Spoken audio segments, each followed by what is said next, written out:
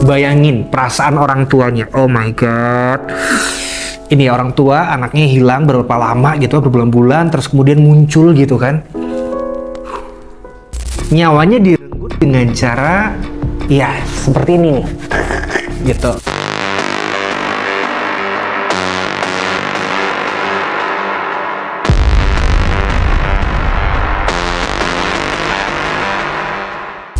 Hai wey, apa kabar? Kembali ketemu di channel Jun Away, tempat cerita kriminal yang bikin bulu kuduk merinding.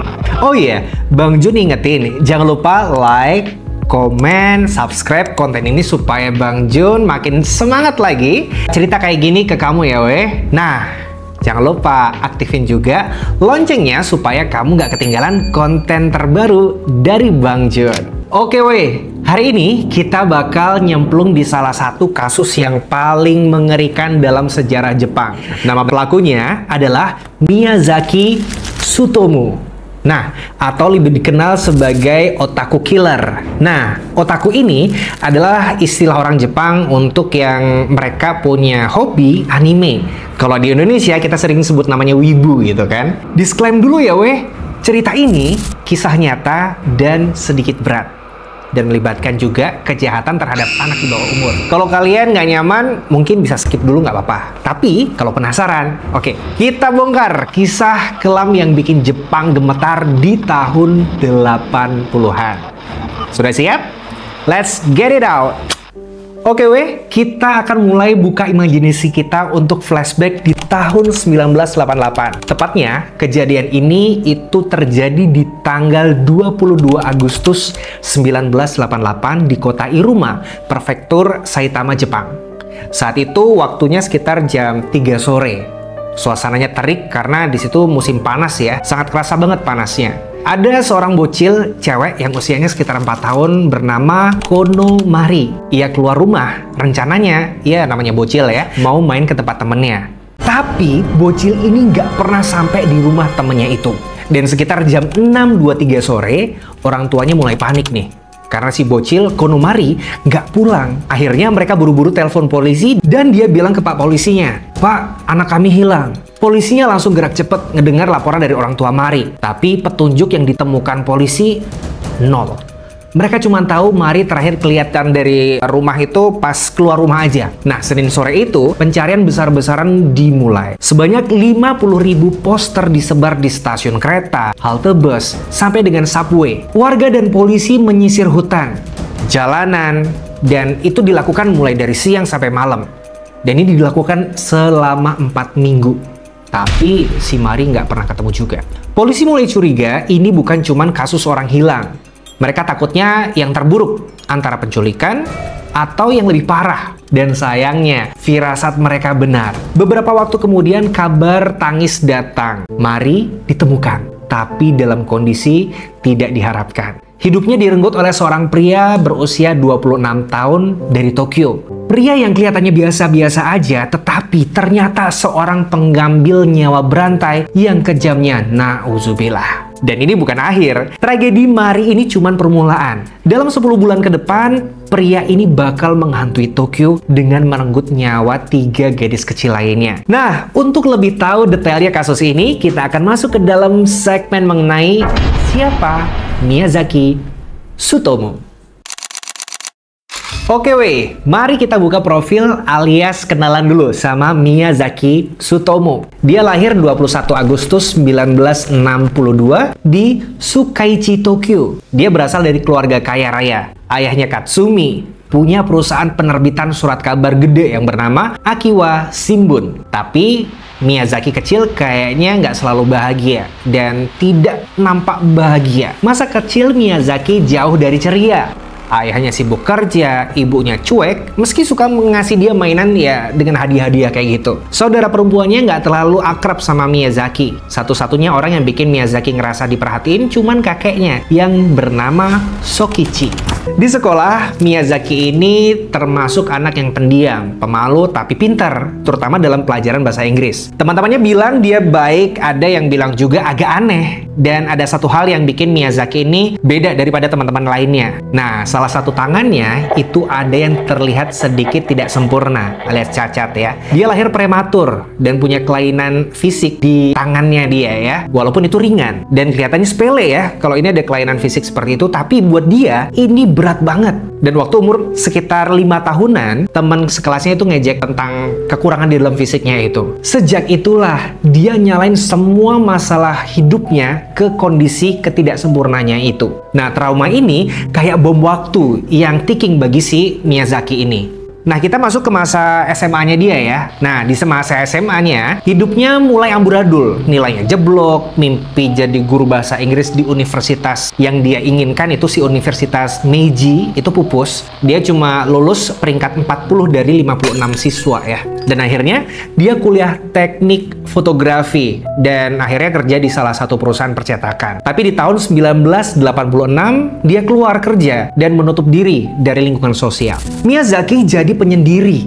Dia mengurung diri di dalam kamar, tenggelam sama manga, anime, dan ribuan kaset-kaset video koleksinya dia. Di sini satu-satunya orang yang menyambung, ya, yang nyambung lah, yang connect lah sama dia obrolannya gitu, adalah kakeknya. Tapi sayangnya kakeknya kemudian meninggal di bulan Mei 1988. Dan ini mungkin jadi titik balik yang membuat Miyazaki melakukan tindakan yang hampir menghabisi nyawa atau bahkan menghabisi nyawa orang gitu. Nah, satu-satunya orang yang ia sayangi, yang perhatian sama dia itu meninggal dunia. Dan ditambah lagi, masa kecilnya si Miyazaki selalu diabaikan dan nggak dapat perhatian dari orang tuanya. Nah, setelah kematian si kakeknya ini, 3 bulan kemudian, tepat di hari setelah ulang tahunnya yang ke-26, Miyazaki ini melakukan kejahatan pertama, yaitu menghilangkan nyawa Konomari yang tadi sempat kita bahas di awal tadi.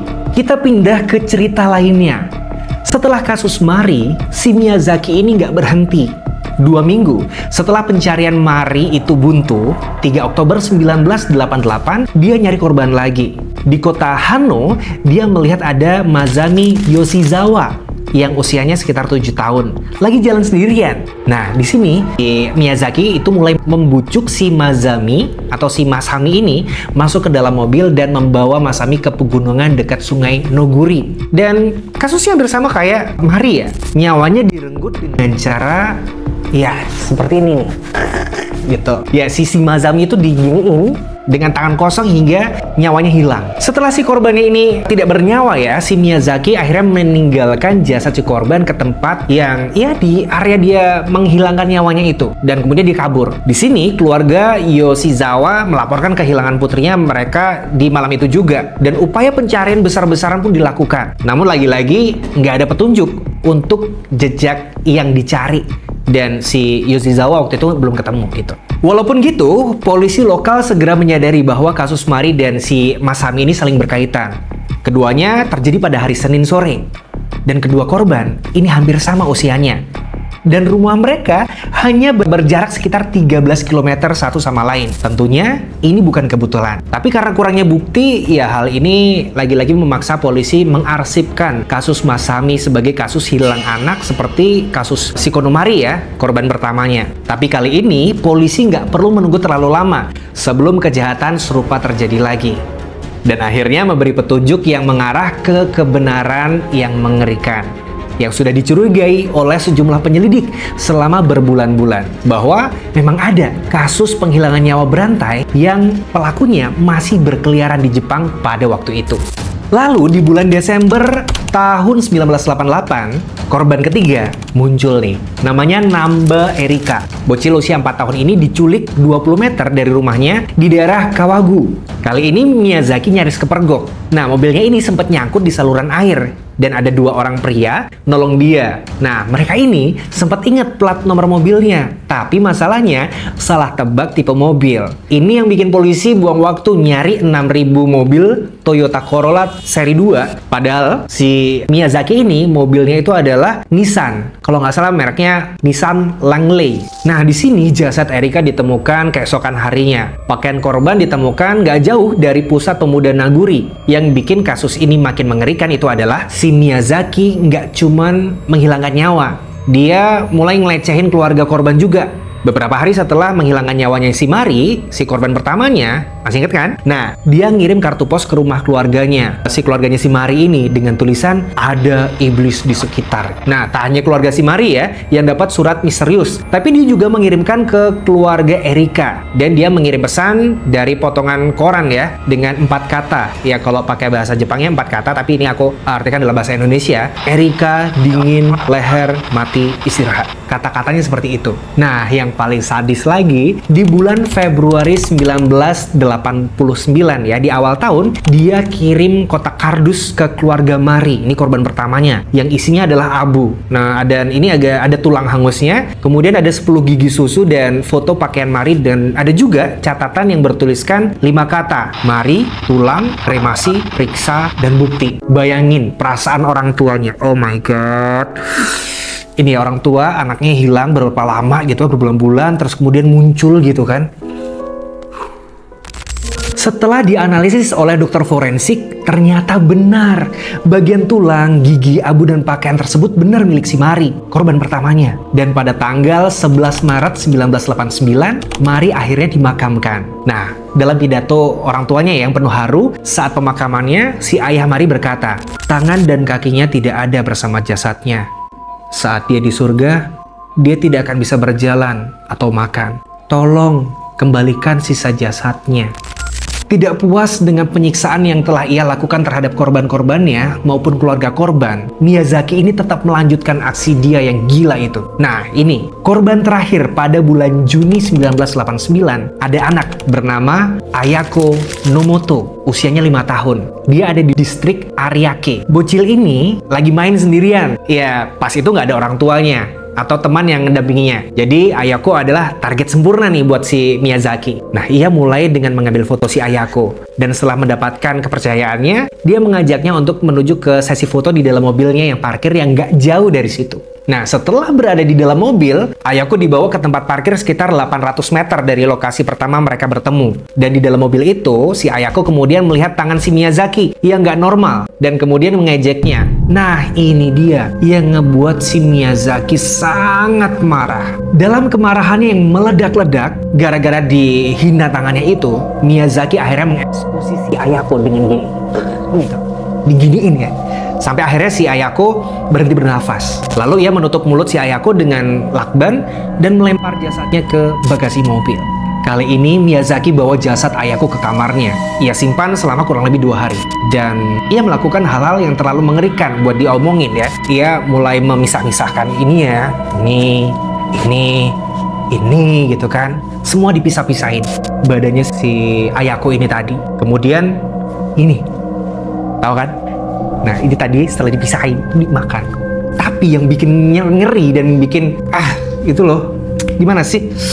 Gitu. Nah, sebelum memisahkan bagian-bagian tubuhnya si korban nih ya, dia sempat memperkaos jasadnya si Ayako. Dan merekamnya dengan video. Oh my God. Ih, kejem banget sumpah. Lalu, setelah dilakukan tindakan yang nggak baik itu, bagian tubuhnya disembunyikan di balik toilet portable di dekat pemakaman Danau Miyazawa. Dan kemudian potongan-potongan lainnya disebar di hutan yang hanya beberapa ratus meter dari rumah orang tuanya. Rambut, pakaian, spray yang berlumuran merah-merah ya, dan kantong plastik yang dia gunakan selama kejahatannya itu dibakar sama si Miyazaki untuk menghilangkan jejak kejahatannya. Nah, nggak lama setelah tindakannya itu, potongan tubuh lainnya mulai ditemukan pihak setempat. Sekitar 5 hari setelah Ayako dinyatakan hilang. Dan jasad itu kemudian dikonfirmasi sebagai milik Ayako. Setiap awal pasti ada akhirnya. Nah, di sini pada tanggal 23 Juli 1989, Miyazaki nyaris nyulik korban kelimanya di daerah Hachioji. Nah, dia lagi motretin seorang anak perempuan, tapi kakaknya curiga dan lapor ke ayahnya. Nah, kemudian ayahnya datang langsung hajar si Miyazaki dan ngelaporin si Miyazaki, dan akhirnya si Miyazaki ini ditangkap sama polisi. Nah, di kantor polisi inilah Miyazaki mulai ngaku. Satu-satu dia ungkap lokasi jasad Masami dan jasadnya si Ayako.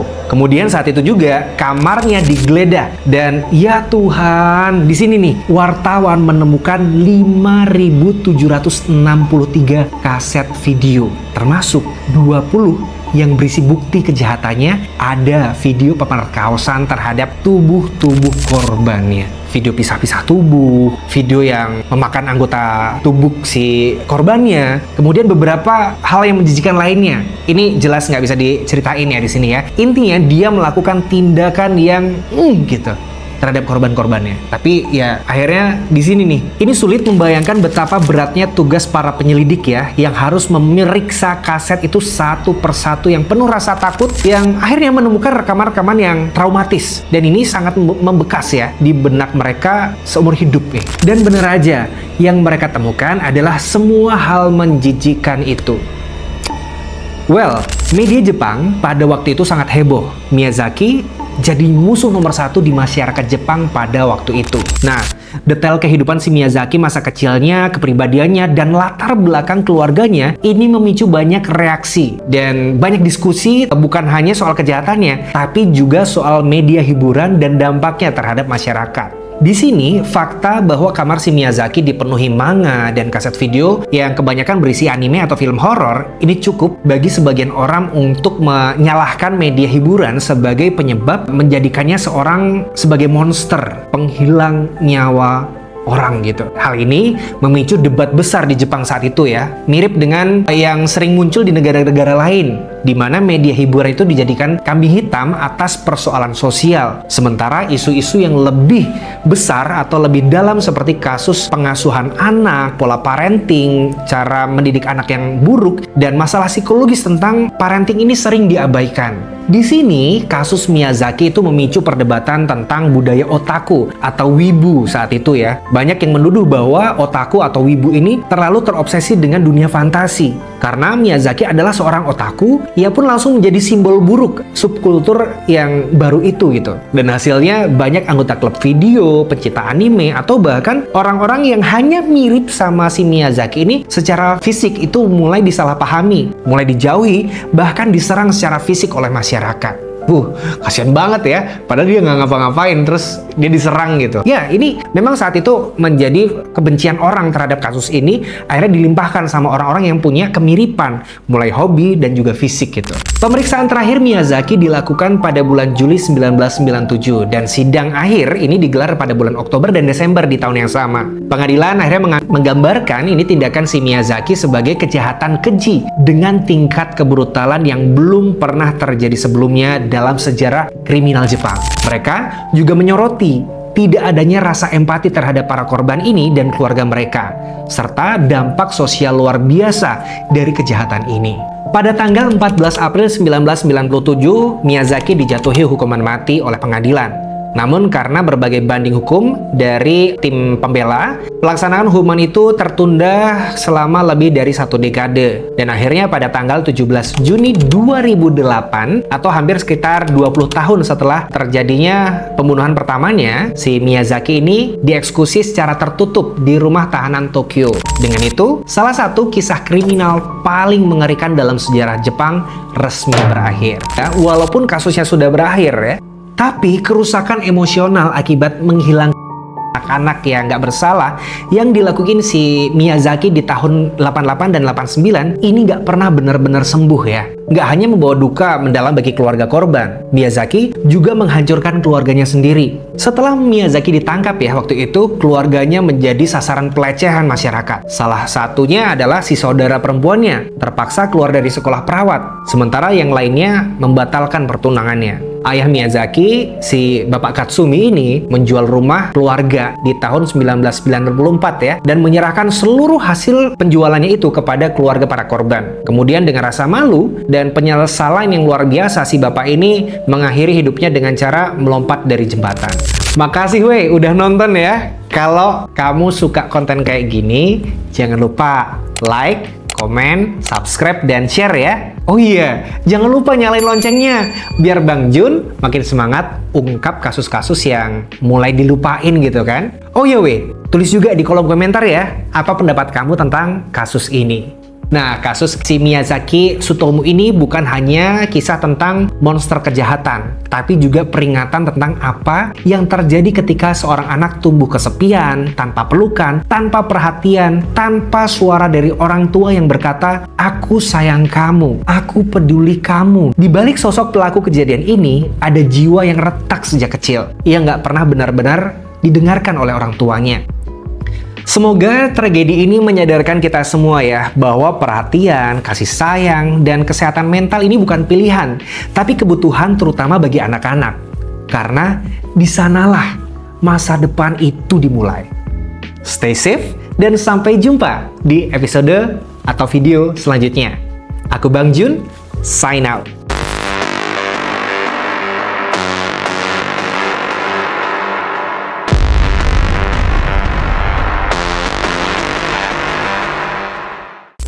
Mataku, oh my god, Langley.